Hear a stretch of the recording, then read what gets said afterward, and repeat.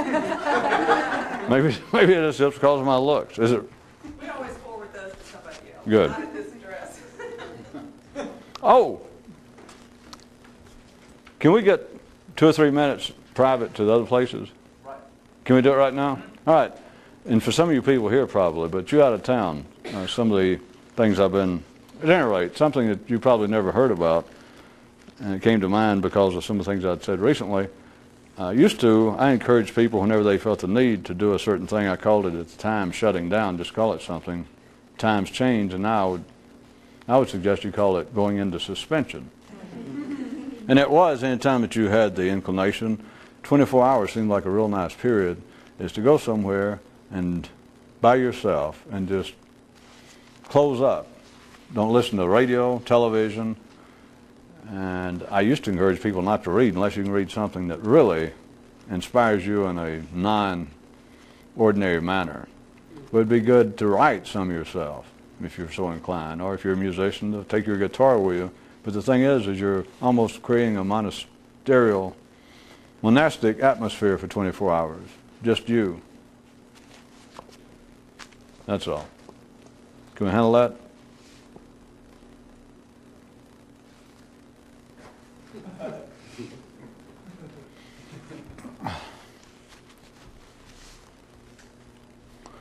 You cannot understand what is said about another state of consciousness if you listen with only half a brain.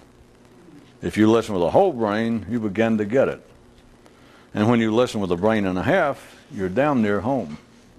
Fact. Men in a normal state of consciousness cannot believe that there is another one. There was once a man who looked out the window and thought, so that he wouldn't have to face up to what was really going on.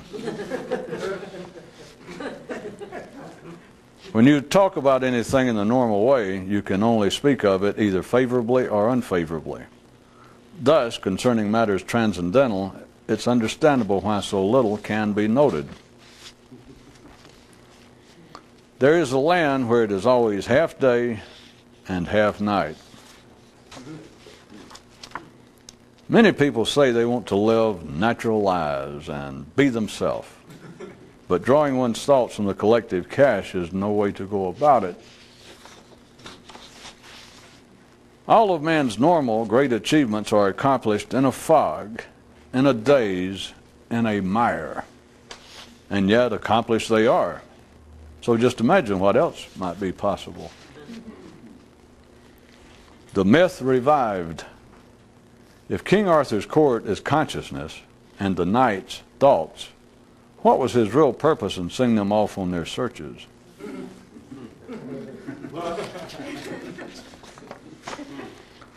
Mouthing ideas drawn from the collective repertoire leaves a bad taste in an alert man's mouth.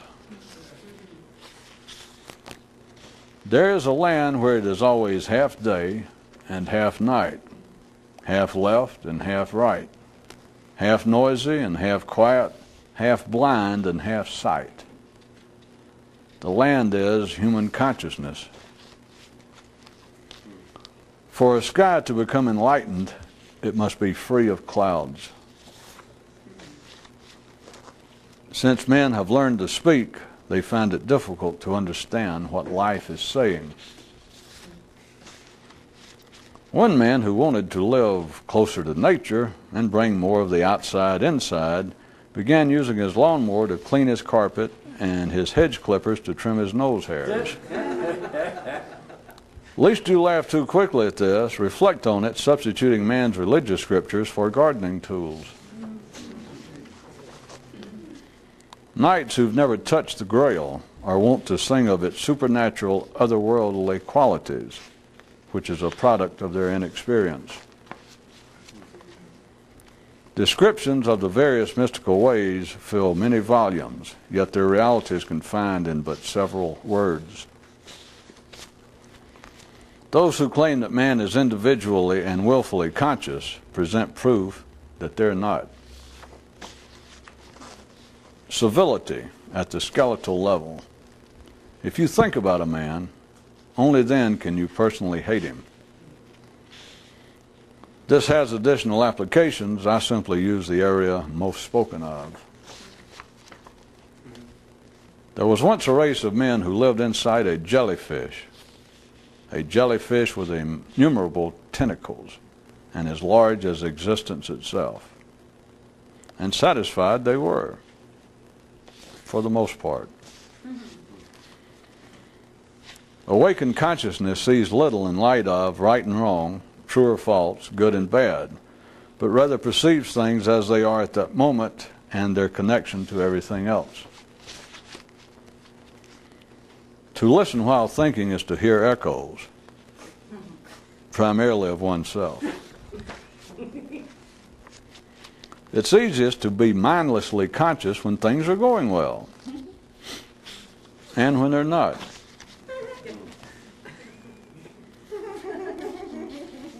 Most of the time, one man's car was in a rut.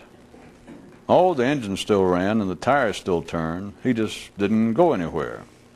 But no harm done, and he seemed to accept it all well enough. If there is a collective thought cloud which thinks for everyone, is there perhaps a feeling one also? You can bet on it. Just check with the lions and chimpanzees. It is easiest to be a mystical teacher if you're never seen or heard. Ponder that for a moment. Then turn the whole shebang internally on yourself. If you talk to your empty or your listeners exhausted, still it will not be sufficient. Turn that one also on yourself. In one version of the legend, King Arthur rode off and left the knight, and the knight stayed at home. Transcendental knowledge, if there is such, is like something you already knew but never heard expressed. Once you're captured by a thought, when it tires of you, it'll hand you off to another one. Wherever you wander off into Warsaw, whenever you wander off into Warsaw, everything becomes Warsaw. And yet, when you're awake, everyone's awake.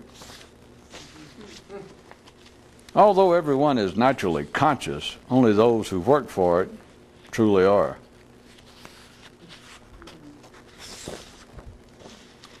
Routine morality and intelligence. A good man is a man who behaves good. A smart man is a man who should know better. In a legend was a man who became a mystic so that he wouldn't have to go through the bother of becoming one.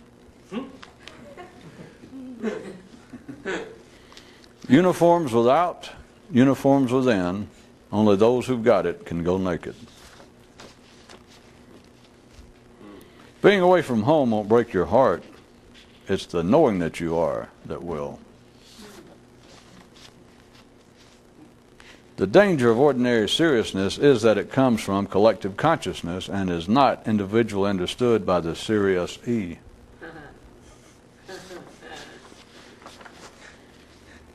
Humanity's normal state of awareness is one of individual unawareness.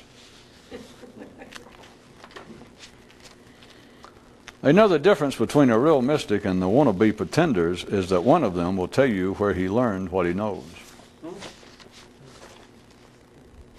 One neat thing about ordinary consciousness is that you don't have to show up for work for the job to get done.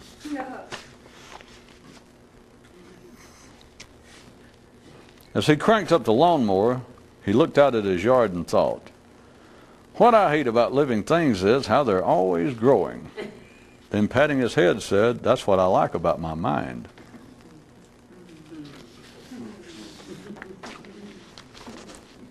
Two, three, four. When you think like others, you speak for others, never yourself. Note, those not fully conscious have no right to complain. Note, only those not fully conscious complain. One man heard voices all the time. Voices, voices, voices. No, he wasn't crazy. He was just a man. No thought is dangerous until you embrace it, either positively or negatively, makes no difference. Behind ideas and collective consciousness is no zestful spirit, no joyful energy, no vital essence. Such is the province of a man's individual voice. King Arthur's court bowed no juggling axe which used a discernible number of balls. The purpose of a true mystical myth is to make a long story short and a short story disappear. The awakened mind lives alone, totally alone. Something resembling an enlightened mind is one in which thought has been suspended.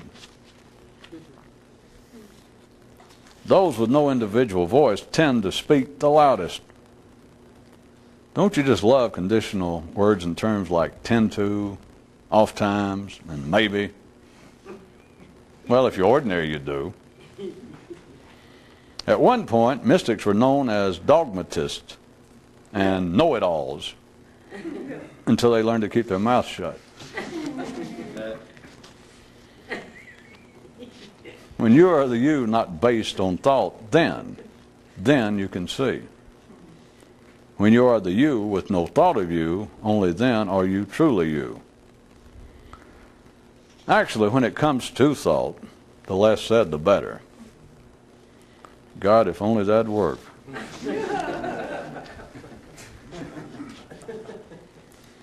Knowledge without understanding is nothing. Intuition without understanding is nothing. Anything without understanding is nothing. Understanding is nothing. Experience. Only experience is something. Only the experience counts. When he was at his best, his most alert, one man would look at his mental self and say, "How can you do this to me?"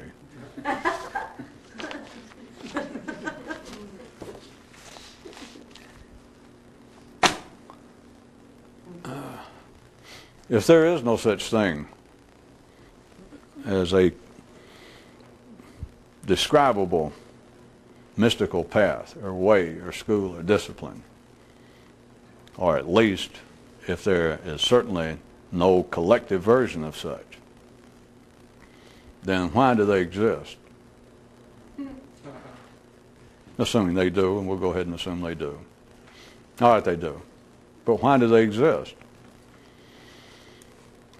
If the practice, if the disciplines, if the tradition, if whatever method or methods that they proclaim they follow, if those indeed are not the experience itself, if they are not a true other state of consciousness, then why do those people who will devote large segments of their life to such a pursuit, why do they continue to involve themselves in it? There is a reported news item that some of you may have heard that says, being away from home won't break your heart. It's the knowing that you are that will. By no means are all of the known mystical systems up to anything good, up to anything alive. But those that are, those that have been, you know what their main purpose was? Even oftentimes, after the originator of the school or mystic or system had departed and it was being carried on, do you know what the purpose was? To break people's heart. But in a specific way. Now this has drifted over, as everything always does,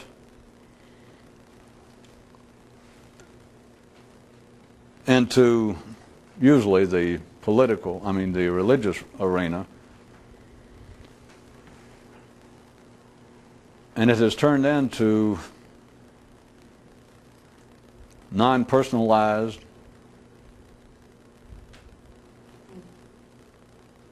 useless, insufferable suffering.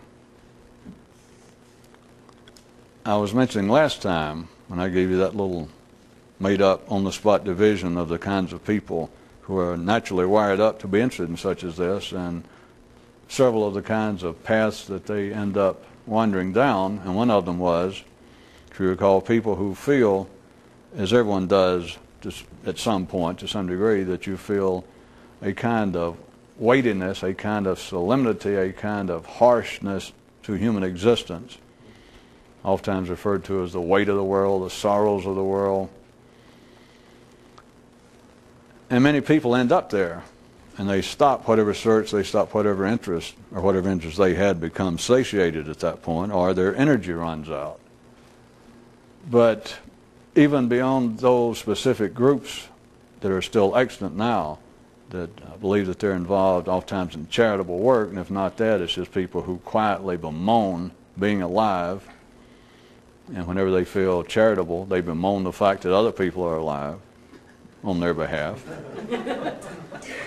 If they have any extra bemoaning hanging around, not at their own expense, of course. And as I said, you can find it put into the mouths of Muhammad, Confucius, Buddha, and some streams within the major religions even pursue that kind of almost self-depreciation on the basis that on a theoretical basis, that we're in some way having to suffer. All of this is easy to understand, and we've been over it several times. You either see it or you don't. There is only one suffering, and that's death. And the only reason we call that suffering is that man can talk and made up a word, suffering. Because dogs and wolves and cats and lions die just as horrible a death as men do. They have family. They may have had a mate, but no one suffers. Not like men. And of course, ordinary men immediately go, oh, that just shows how extraordinary we are. No, they say you weren't listening. They don't suffer the same as men because they don't have the word suffering.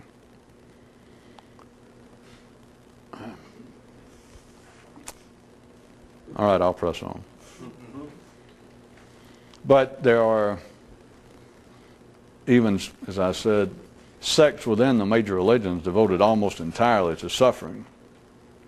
And if not that, as we all know, it is very common in and out of religion for people to feel that they are being made to individually suffer to some great degree, and that humanity is being burdened, if not through religious, egregious religious, spiritual acts of the past for which we're paying a debt. If not that, then they believe that man is suffering due to political inequities or some kind of monetary conspiracy. But all of that misses the point. To begin with, they all miss the absolute point that the only reason they're suffering, the only reason people suffer at the collective level of awareness is death. Because it frightens consciousness at the ordinary level. Some people more than others, but that's the basis of all of it. And if you don't see that, I don't know where you think you're ever going. That's one of the easy things to see. Everything else, there was another recent news item I might remind you of that said, looked at quite simply and directly, with no prejudice, no opinion, no hidden message, but looked at quite simply, it's like this: you live and then you die. Anything in addition to that is just you thinking about it. That could sound, I guess, to an ordinary mind either flippant or nihilistic, and it's neither of it. It's simply a fact. When it comes down to it, when you look at it simply, if you can do it when I said with no prejudice, you understand what I meant was with nothing insinuated. If you can look at human existence in the same way that you look at a dog or a worm or a bird's existence, even though it might have been your pet dog or bird and you felt some feeling for it, still you look at it and all you can say is, it lived and it died. But humans will not see that about themselves. Not that they're supposed to, but I about covered it in that news item that looked at quite directly. As you live, then you die. Which all that is speaking of is the physical existence of man, of course. But the full news item was looked at simply and directly. You live, then you die. Anything in addition to that, which is all of human civilization, it's everything unique and similar, singular to man. But you live, then you die. Anything in addition to that is simply you thinking about it. I hate to be pushy about it, but that covers it. It covers it. And it's not negative. It's not sarcastic. It's not cynical. You live, then you die, like everything else. But you live, then you die. Anything in addition to that is just you thinking about it. That's all it is. That's all St. Paul's Cathedral is. That's all the Sears Tower is. That's all the Houston Oilers are. That's all Michelangelo's total output was. That's all of Einstein's legacy. That's all the quilting bees that's ever been held. That's all the spelling bees. Anything you look at that is singular to man falls within that. It is simply men thinking about, simply men thinking.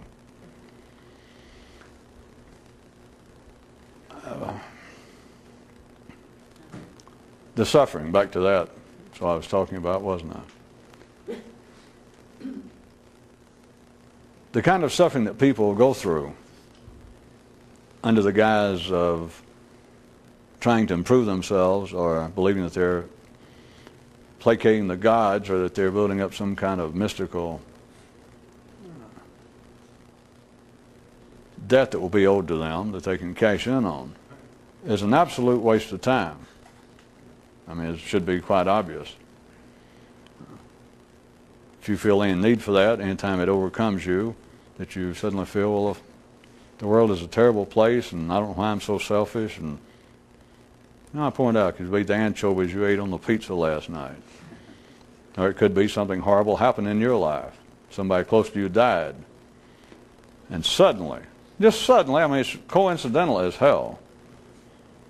After you go over the initial grief, you suddenly look around and the whole world seems that it's about to put on a black shroud. In other words, when somebody close to you, a family member, dies, you're just suddenly touched, thinking about. Or maybe a minister stands there and says, well, my boy or my girl, you know, death is a horrible thing. Every day, every 2 seconds, somebody's dying. Or just something reminds you of it, and suddenly, they just seem to coincide. You suddenly feel the great burden of what death is and how it affects people. And as they say, your heart goes out to your fellow man. Of course, your heart goes out to your fellow man until you get over grieving over your grief. And then you bring your heart back where it belongs. Then you get more philosophical. Hey, you live, you die. See, that's the difference, though. That's some ordinary person say that. They don't put in the rest of it. They just say, hey, you live, you die. The suffering, anytime you feel the need, or anytime it seems to be coming upon you. I don't know if I'll ever get around to referring to that other news item tonight where a man sort of asked that if it's true that there is this great thinking cloud that actually thinks for everyone, or that, if you care to look at it the other way, from which everyone draws their own thinking. The rhetorical presentation was, if there is such a cloud for thinking, might not there be one for feeling? I don't think anybody really, really wants to get into that. But based upon how much people like to get into the thinking part, the feeling part is getting way too personal. But at any rate, anytime you feel that sort of burden for the suffering of humanity, just remember, if you can see it, don't remember my words, but just remember to look and see that you live, you die. There's nothing else to say about that aspect of it. And your suffering is not going to help, because your suffering is not at the living and dying level. Your suffering is at the thinking level. You're just thinking about living and dying. You're just thinking about dying. And thinking about dying, if I must really be blunt and crude about it, thinking about dying, my friends, is not the same thing as dying. Which is, of course, again, the kind of things that people do not want to think about, especially morticians and ministers and those who deal in burial clothing. Swathing. Or is it anti-swathing? Back to where this came from. Everything from the sitting practice of Zen to the kinds of endlessly repetitious chanting of the Tibetan monks to forms of Hindu yoga, to all sorts of Christian prayers, Jewish prayers, much of the Sufi dancing, their form of meditation, are all for one thing. I've described it several ways before, but tonight I wanted to explain it to you. What it's about is to break your heart. That is, in the sense of my news item, that being away from home will not break your heart. It's the knowing about it that will. See, nobody knows that. And being away from home, also, don't infer that I'm saying this whole idea we're poor Canaanites in the grips of the Pharaoh in a foreign land seeking to return to the land of milk and honey, to the New Jerusalem, or to get back to Eden. No. I just said be away from home. I just said something else. Not finding your homeland will not break your heart. It's knowing that you haven't that will. I could have used all sorts of metaphors. Here's the thing. Man's natural state, man's normal state, man's ordinary state, man's routine state will not break your heart. It's knowing about it that will.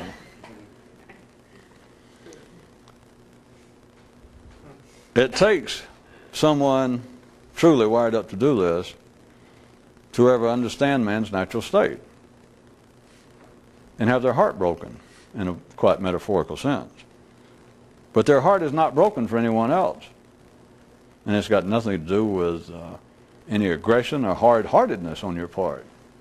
It's because once you see that, you understand that everyone else is quite satisfied. No matter how loudly they bitch and whine and complain and moan and say they're suffering. Everyone else is quite satisfied. But it is almost a half-life struggle to ever understand that you're not home. Now how about, maybe you'd like this one better. Not being you will not break your heart. Or not being an individual won't break your heart. It's the knowing about it that will. Take either one of those you like. Maybe I'll use them both here right shortly. But the being you is pretty old and may have been used so much that some of you may have already chewed on it and regurgitated it several times. But it's the idea that whatever you are is not the real you, which is good enough, but it's been used so many times. But to find out that you are not what you think you are, which is a better way of putting it, of me pointing out that your thoughts are not your individual thoughts. And it does no matter to say, wait a minute, sir, you don't know what my thoughts are. See, it doesn't matter. And such a person that wants to bring that up and will want to debate it and defend it, they will never see it. Because there is no debate to it. There is no argument. No one can prove it to you. If transcendental awareness, the experience, depended on proof, all right, nobody would have ever been enlightened except a few people who actually got enlightened. Which is to say, you would have never heard of it if you weren't one of them. Faux gigger.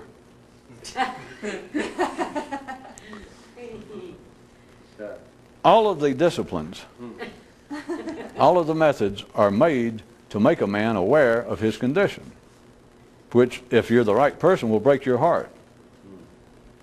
That sounds pretty maudlin and poetic. I don't know why I didn't get down to facts. It'll give you, if you're the right type of wired up potential mystic, it'll give you the flaming red ass. It will bring upon thy head great heaps of pissed offness. It is highly irritating. It is almost unbearably annoying. The balance of things, the way that man is wired up, is such, though, that only people who can enjoy, only people who can use that kind of, did I make it clear enough? It's supremely irritating to save me from trying to, or to dropping to lower levels of expletives and crude language, which doesn't help. It doesn't explain it any better. It just will make people titter sometimes and think, well, boy, he sure is into that. It doesn't help. It doesn't explain it any better to say that it's, I started off, it'll break your heart. And I thought, well, that sounds pretty wimpy. I didn't know how many people that ever heard me talk would put up, well, what the heck? Break your heart. So I figured, well, I'll give you, we'll go from that to, piss you off severely. But that, it's not any better. It just may sound more in keeping with my general tone, or it causes more laughter than break your heart. But it doesn't explain it one bit better, which is also understandable once you understand that it can't be explained anyway. So to say, well, does that explain it better than the other description? Sure. You know, did it to you? And if somebody goes, yeah, you go, well, there you go. But if you knew what you were saying, you knew that it didn't. That you just keep firing them off. It's like firing a shotgun forever at the sky. And you think, well, maybe I'll finally drive the clouds away from somebody's mind. But any of you who've ever been to Vegas or play a little poker or know anything about odds, faux gigger.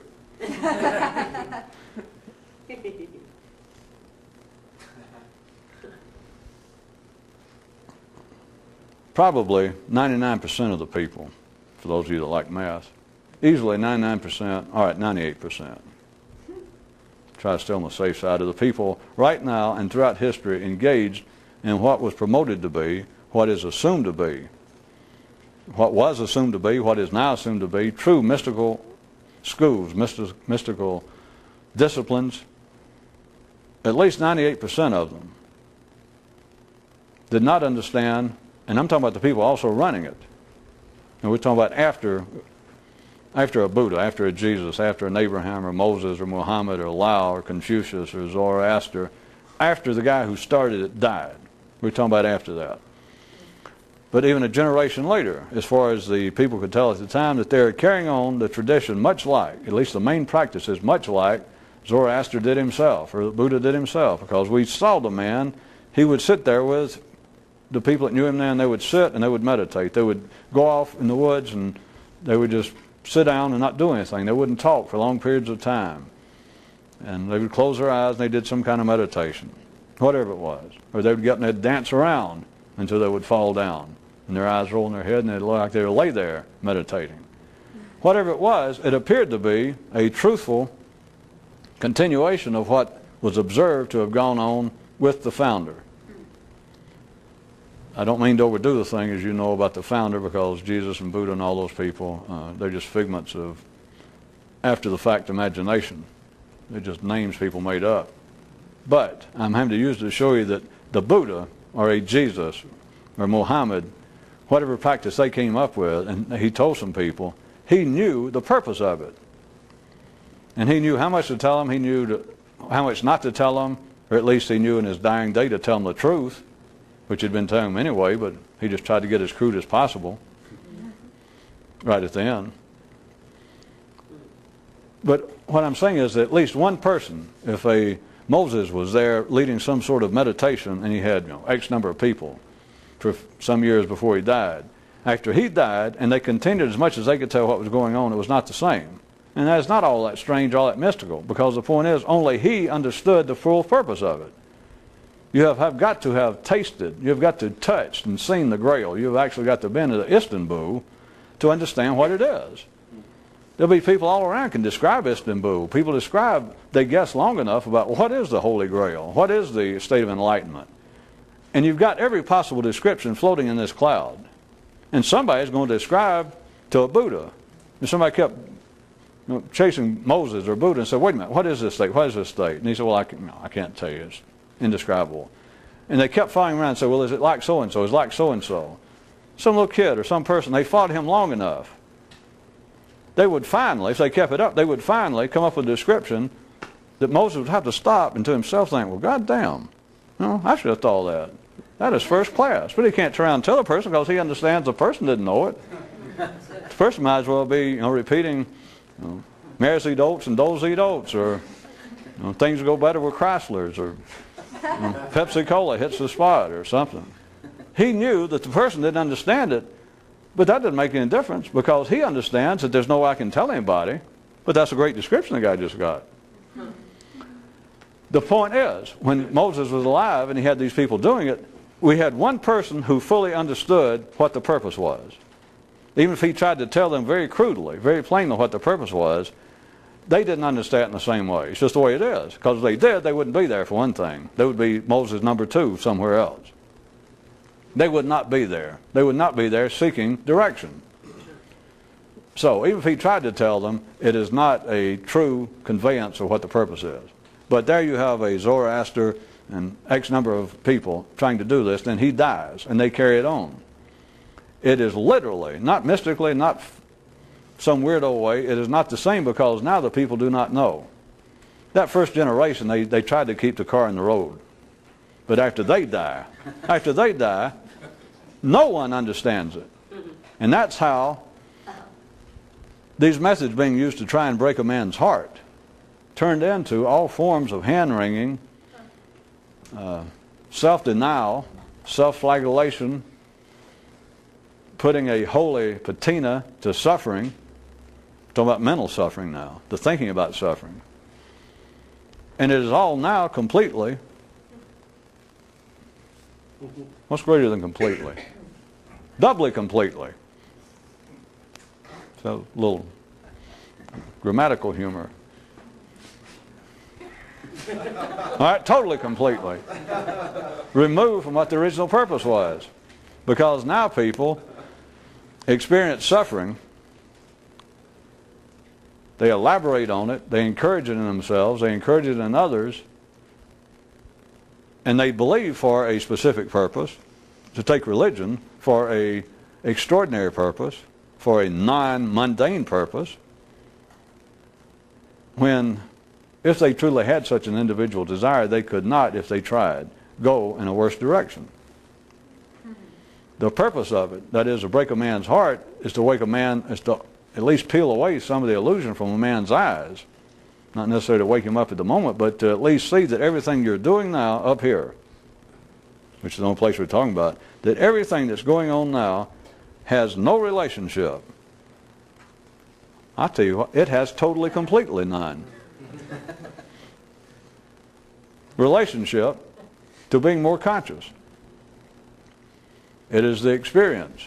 There's nothing that can be said about it that adds to it. There's nothing to be said that will deny its reality. And you have people meditating, you have people praying, you have people engaged in all sorts of attempts to, even though some of them still want to use words like spirit and soul, it's actually the mind, that they're trying to in some way, they would call it control the mind, focus the mind, hold my attention on Jehovah, God, the great Holy Grail, the Holy Rose, the mystical tears of God, whatever it is. And it sounds on the surface, even to outsiders who are not particularly interested, it sounds almost reasonable. That even outside people who are not interested in such things, psychologists, let's say, people who have studied it from a psychological, sociological view, they say, well, it's, everyone's mind could be tightened up a bit. That we're all, even us Nobel Prize winners, there's certain flabbiness to the mind. None of us are as intelligent as we could be. None of us know it all. That would be their interpretation of trying to meditate, trying to bring the mind under one's conscious control in some way, so that one could try and think more clearly, think more beneficially. And all of that, from a transcendental view, is just absolute duck shit. I just said that to try to get your attention, which doesn't work much anymore. Maybe I'll go back to the soft poetic stuff like break your heart.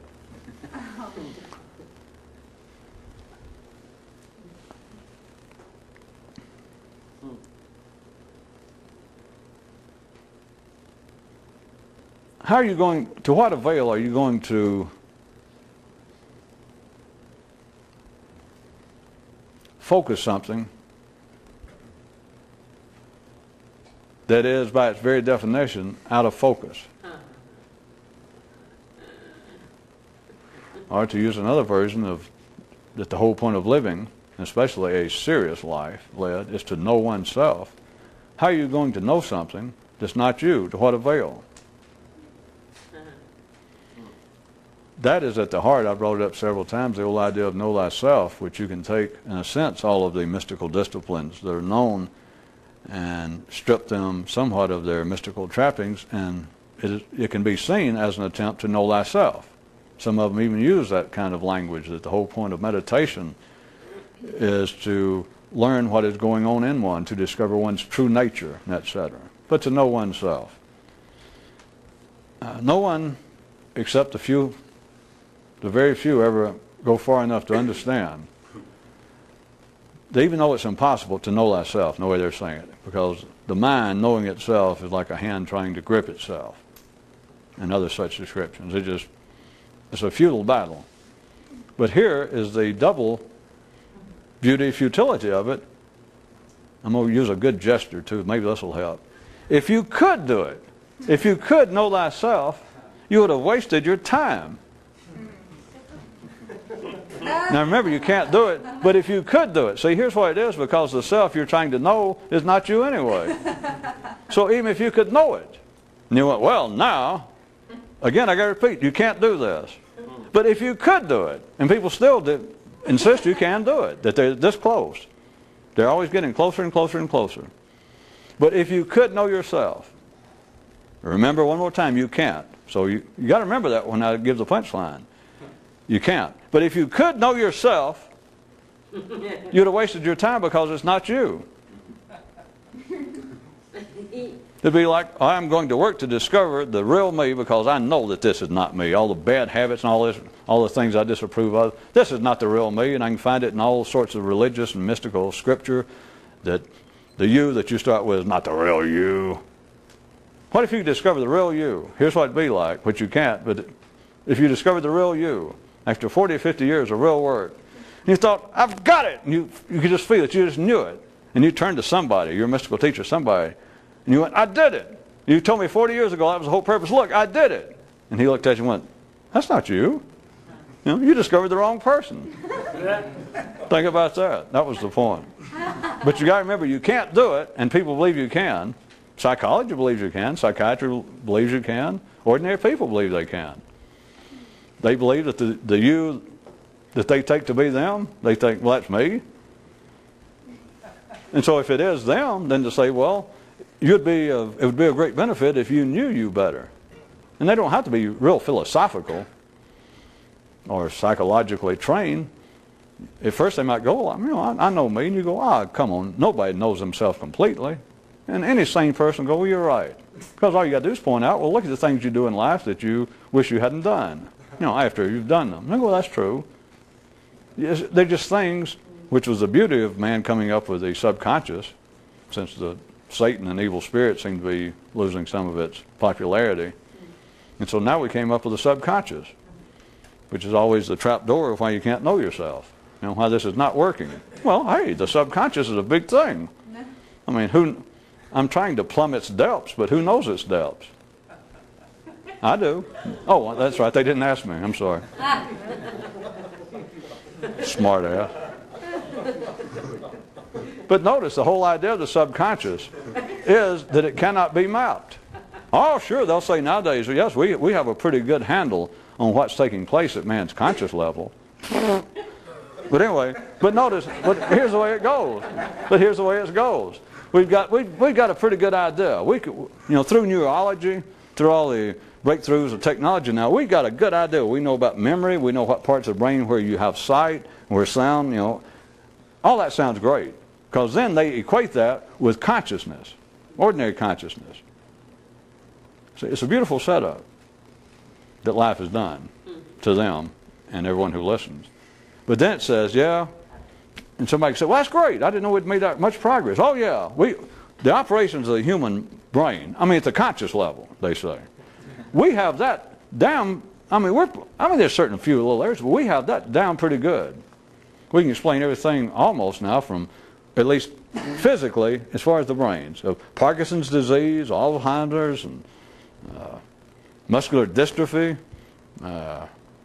all kinds of speech impairments, dyslexia, all that. And you go, well, that's great. I hadn't been keeping up. And they go, yeah, but God, if that was all there was. Now we're dealing with the subconscious. When you start with saying, well, in other words, if you ask the guy, whoever gave a description about how well they had the brain mapped now and how much they understood about human consciousness, and you went, well, I've been out on a desert island, I haven't been keeping up. But if you guys have made that kind of strides, then I guess that you're just on the verge of curing or stopping all phobias and fears and manias and neuroses and psychoses. Oh, no, wait, you're going too fast. I said we about have a real good scientific grasp of what's going on at the conscious level in the human mind. But now, no. So you're getting in now to the subconscious. And the subconscious, who knows what are we ever going to do with that? It's like an infinite swamp.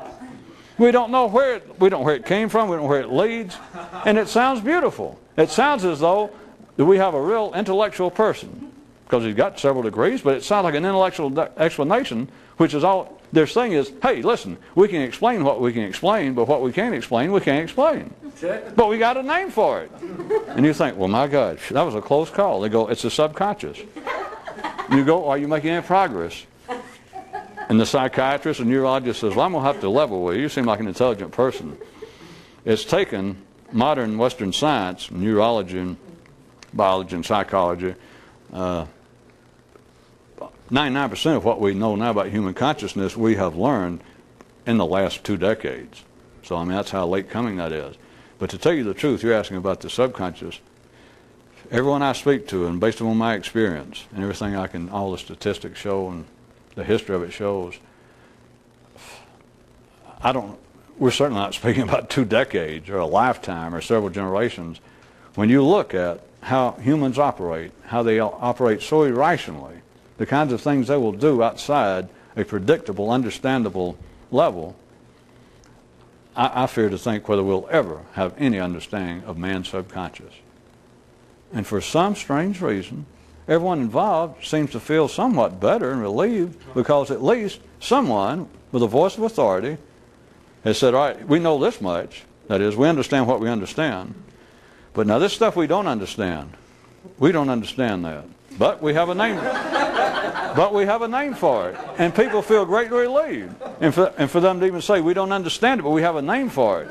And so now, from now on, what you don't understand, you say, well, he's obviously being driven in that one area by certain subconscious motivations. God knows what they are or where they came from. Back to where we were. If a man, an ordinary man, could know himself, which he couldn't, which he can't, but if he did, he would not know anything. What he would, well, I'm going to let that go. You either get some from that or you don't. Because remember, it is an absolute non sequitur. It's a paradox, even the way I presented it purposefully. But it is the truth. That although it can't happen, if it did happen, it would not have served the purpose intended. That if you could know the mind, as you call it, if you could know yourself, which you can't, but if you could, what you would have discovered wouldn't have been you anyway. Remember, you can't do it, but if you did do it, you would have wasted your time. What you would have done, had you been someone wired up to do it in the real way, you would have discovered along the line that what you were studying was not you, which is just one step away from having your heart broken. You would have discovered that what you've been studying is not you. To try and say that in words like I just did is, what the hell are you going to do with that? To say that, well, the you've been studying, the man will finally discover it's not him. And a reasonable person could hear that and go, well, you mean somebody that takes up meditation or reads books on psychology or mysticism or psychiatry or anything, and some philosophy, and tries to study themselves and tries to gauge, why do I operate? Do I have my temperament, my personality? Why do I tend to lie to tall people and tell the truth to short people, or whatever it is? Why am I like I am? And you say that what you would discover if you went along was that what you've been studying, trying to figure out, that the only thing you would learn, or the main lesson would be, that you would learn that what you've been studying wasn't you. And I say, yeah, that's what I said. And any reasonable mind would go, that's just insane. If you actually mean that, it's insane. What they would discover, to put it back in the kind of terminology I've been using here, they would have discovered that this thinking cloud could also have been called, you remember the thinking cloud that surrounds this planet, and you're breathing it in, and it has all of the thoughts. It is doing the thinking. You're just like a passive receiver. It's not a theory. The few people who are wired up for this sort of thing, it's fairly easy to see. It's just doubly, triply, wholly, almost impossible to remember long enough for it to do you much harm. Good. But this cloud that everyone is continually inhaling, breathing from, inhaling and then exhaling, they're drawing it out. It's already thought. It's not them thinking. This same cloud I could have called, and I will tonight, I could call it the cloud of illusionary individuality, or the cloud of personality. Because the cloud of you. Because that is what people would be studying if they actually apply themselves, or back to my little example I was just saying, between me and a reasonable man who heard my description, that if you attempting to study yourself, the only thing you're going to learn along the way is that what you've been studying is not you, and he went, well, that makes no sense.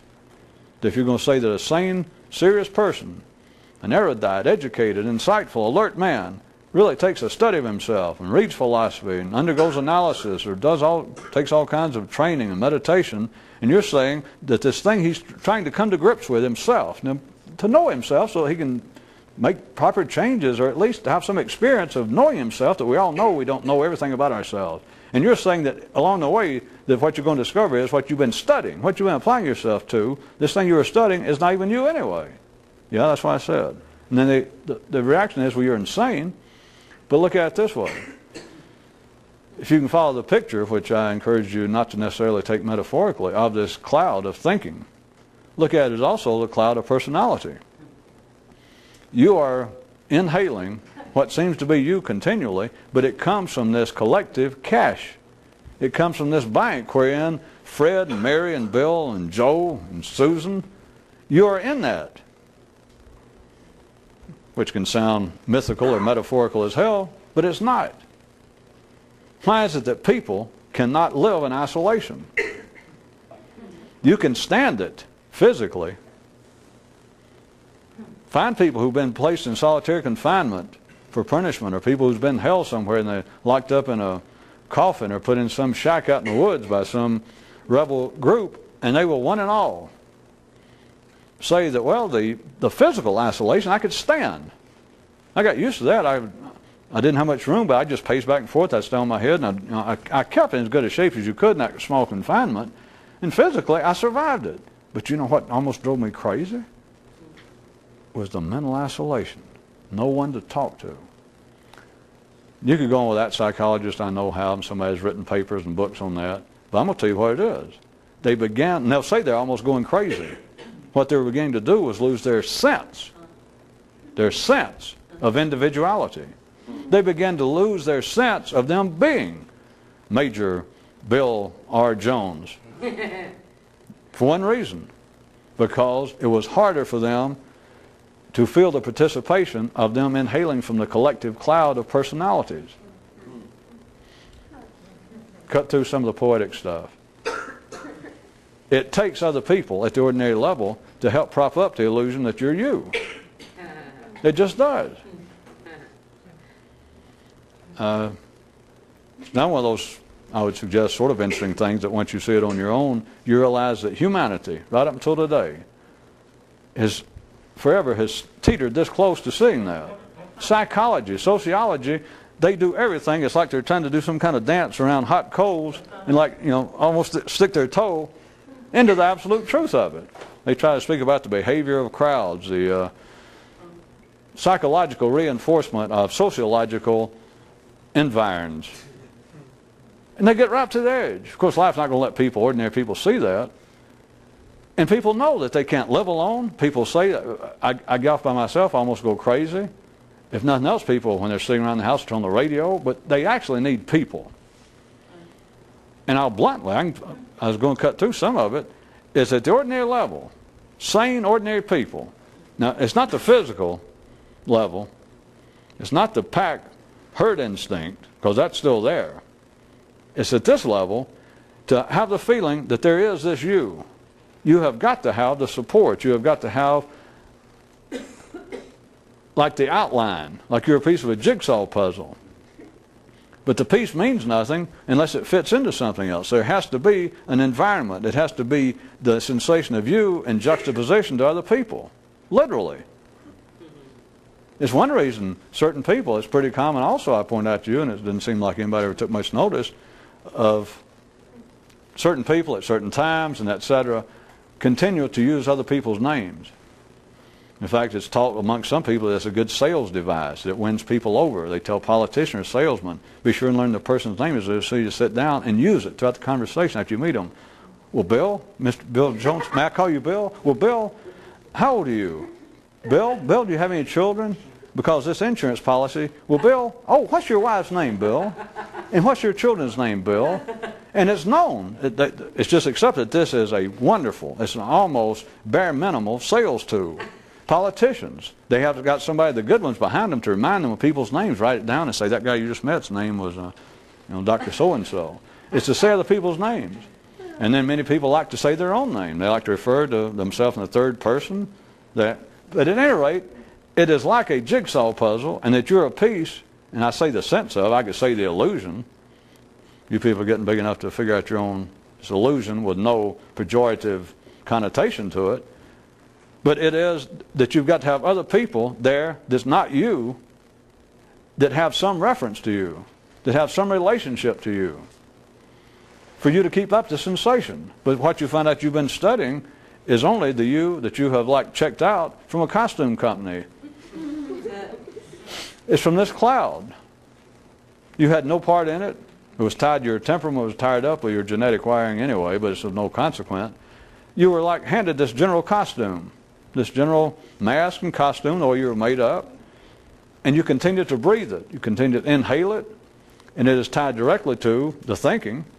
And you need other people around, and thinking, of course, got to result in talk. And you've got to have other people around that show that they create an outline. They create a contrast between you and the outside world intellectually, not physically. And you need them. What you would have been studying along the way, if a really potential mystic took up just the crude disciplines of meditation and trying to know oneself, if someone who could actually benefit from that truly undertook that, what they would find out somewhere along the way is, what I'm studying is not me. And they could have been collecting all kinds of new information, but they were getting all kinds of new insights. It would be like a meditator. It would be like someone in the guise under the auspices of religious mysticism. Someone attempting to meditate, to pray, to go through some religious ritual of dancing or meditate, but those kinds of things to try and know God. This way it's normally referred to, that would be the epitome for a Christian or Jew or Buddhist or anybody, is actually to physically have some kind of individual relationship with God, or to experience Him in some way, or to see Him, to speak to Him. Same thing. If such people got along and discovered what they think of as God, it'd be the wrong God. Well, at the end, sometimes you take a shot, and I hope for the best. It's the same thing as trying to know thyself, and you would discover, if you were the proper kind of person, somewhere, the only discovery you'd made really along those lines is what I have been studying. All this information I've been collecting and feeling like, well, I'm now getting somewhere. The only time you got somewhere was somewhere along the way you realized, wait a minute, this is all a waste of time. Well, up until now, because now it is profitable, that you realize all this stuff I've been studying, this thing here, it's not even me. That's when you're getting close. That is to break your heart, to realize that this method I pursued, this discipline to which I've so faithfully applied myself, is just basically bullshit. Except for this. It made me realize that it was bullshit. Which brings on another simultaneous realization. That my heart is broken. So that's just the beginning. Then after that you pray. You pray. You bemoan the fact that your heart does not break often enough. That you too easily become the man whose car was most of the time in a rut. The engine still turned, ran, the wheels still spun. But he just didn't go anywhere. But no harm was done. He seemed to live with it well enough. But the heartbreak is When you realize you're sitting in a car, spin your wheels, and you can gun the engine. You know how it is when you're gotten too deep of a rut, right in the middle.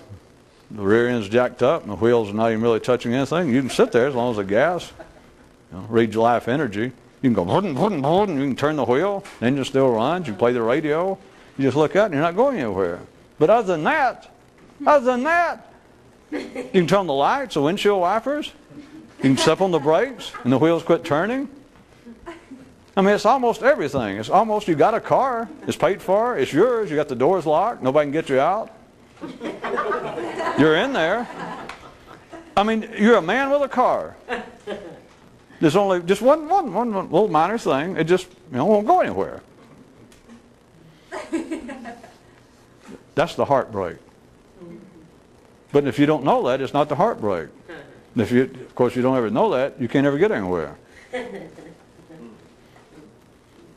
But damn, it sure is easy. It's almost impossible not to keep sitting there and playing like, hey, where you want to go, mama? There's a big difference between a grown-up person like that and a little kid over there in the seat, right, with a little plastic steering wheel that's stuck down from there's a lot of difference. But since the tape ran out, I don't have time to actually point out to you the clear distinction. Maybe next time.